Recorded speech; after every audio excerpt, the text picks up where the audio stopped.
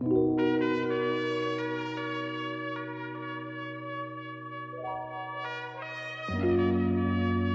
んにちは。今日は日蓮大聖人の代表的な著作である立正安国論について簡単に誰でもわかるようにご紹介をしたいと思います。立正安国論といえば高校の日本史の教科書にも出てきますので、名前くらいは聞いたことがあるという人が多いのではないかと思います。しかし実際に中身を読んだことがあるという人は少ないのではないでしょうか。また仮に中身を立正安国論を読んだことがあるという人でもですね、小難しいお経文の引用というのが大半を占めていますので、結局全体を読んでみても何が書いてあったのかよくわからないというふうに思われた方もいると思います。そこで今日はそのお経の引用部分というものをバッサリと切り捨てまして、話のあらすじだけを拾いながらお話をしたいと思っています。細かいことはわからないけれども、なんとなく全体として言いたいことは分かったというふうなところまで持っていきたいなというふうに思っています。この立正安国論はある一人の僧侶とそこを訪ねてきた客との対話で話が進んでいきます。そういう意味では仏教に詳しくない人にも分かりやすいようにそういった工夫がされているのではないかなとこのように思います。それでは実際にその立正安国論の内容を見ていきたいと思います。まずは主人に対して客が問う場面から始まります。近頃は大地震が起きたり、疫病が流行してたくさんの人が命を失っとる。牛や馬の死体だけでなく、人の亡骸も道端にあふれる始末や。一体何がこの国に起きてるとあなたは思いますか？実はわしも同じことを考えとったが、なかなか話す機会がなかったんや。ちょっとあんたと話し合おうやないか。わしがお経を紐解いて研究したところ、今の災難の原因は世の中の人々が正しい教えに背いてしもうたから、国を守る諸天全人が国を捨てて天に帰ってしもうたんや。ほんで、その代わりに悪鬼がこの国にやってきて、押し寄せてきたもんやから、いろんな災難が起こっとる、ちゅうわけや。そんなん初めて聞いたけど、どこのお経に書いてあるんですか？それがな、いっぱいあるんやけどな。かいつまんで紹介すると、金光明経、大執経、仁王経、薬師経の中にはっきりと書いてある。こうしてお経に明らかに書いてあるのに、日本の人々は現実を見ようとせえへんから、仏教がどんどん廃れてしもたんや。だから、諸天全人がこの国を見捨ててしもうた、ちゅうわけや。ちょっと待ちや。あなた、今仏教が衰退しとるっていうふうに言うたけどな。中国から仏教が伝わって以来、この国にお寺はたくさん建っとるし、坊さんもたくさんいてはる。またそれを真面目に信仰してる人もたくさんおるやないか。これのどこが仏教が衰退してるっていうんや。そうやな。確かにお寺も坊さんもたくさんあるな。それを信仰してる人もよさんおる。けどな、それは表面だけのことで中身は違うんや。今の坊さんちゅうのは権力に媚びへつらい、正しい教えを曲げて人々を惑わす悪僧になってしもうとる。こんな悪僧がはびこる世の中のことを仏教が栄えてるなんて言えるか？あんたな、悪そう悪そうって言うけど、誰のことを言うとるんや？それはな、後鳥羽上皇の時代に法然という坊さんがおったやろ。あの法然が先着集ちゅう本を書いた。あの先着集がすべての元凶なんや。先着集には仏の教えを全部捨てて阿弥陀さんにすがれって書いてあるやろ。仏様やお経を捨てるなんて仏教に対する冒涜や。だから書店全人が怒ってはるんや。何を言うとるんや。法然さんといえばめちゃくちゃ偉い坊さんやがな。そんな偉い坊さんのことを悪く言うなんて、あんたと話してることも恐ろしなってきたわ。もう帰らしてもらうわ。まあまあそう言わんと。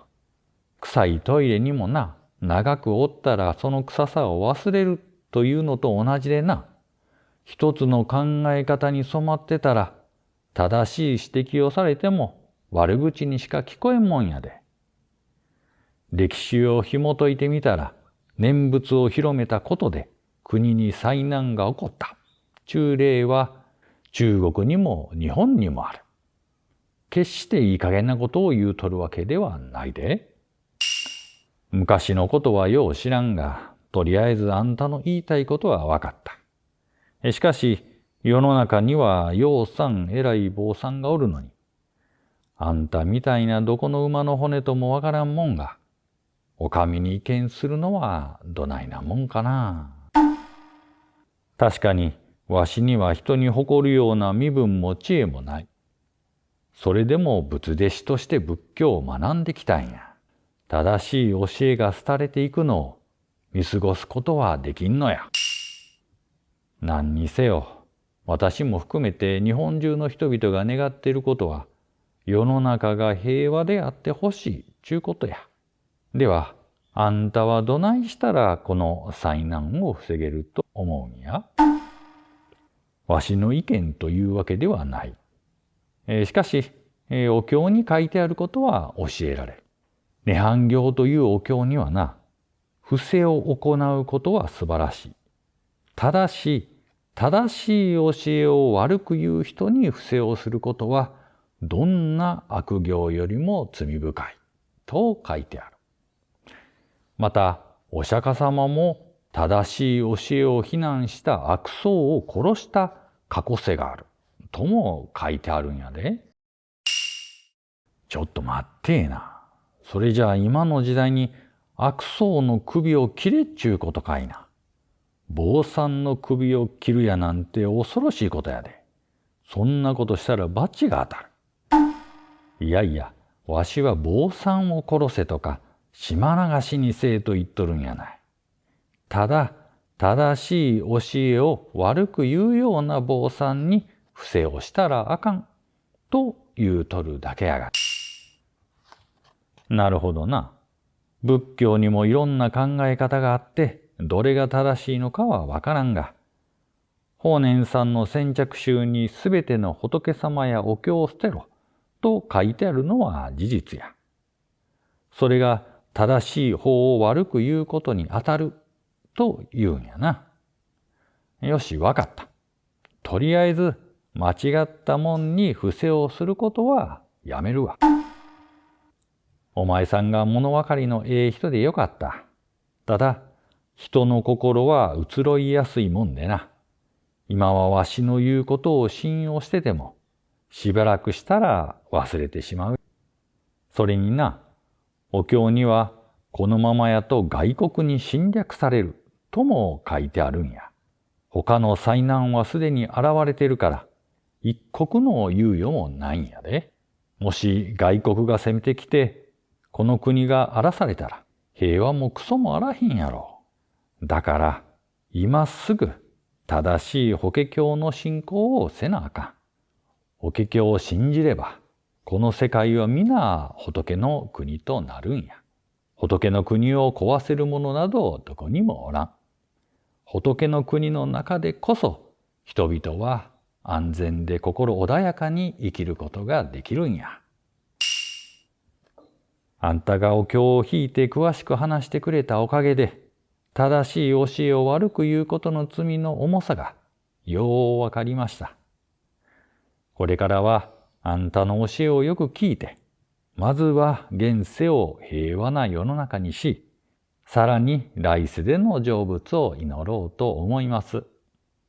さらには自分だけやなくて、他の人にも伝えていきますわ。このように客が念仏の信仰を捨てて、法華経の信仰を始めることを誓ったところで、この立正安国論は締めくくられています。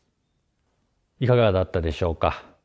こうして立正安国論のあらすじだけを追ってみると、この立正安国論で日蓮大聖人が主張されたかったことがわかりやすいのではないかなというふうに思います。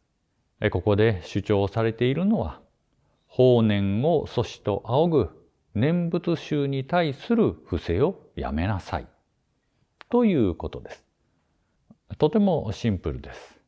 しかし一方で、このことによって念仏宗の人々を敵に回すことになるということも容易に想像ができます。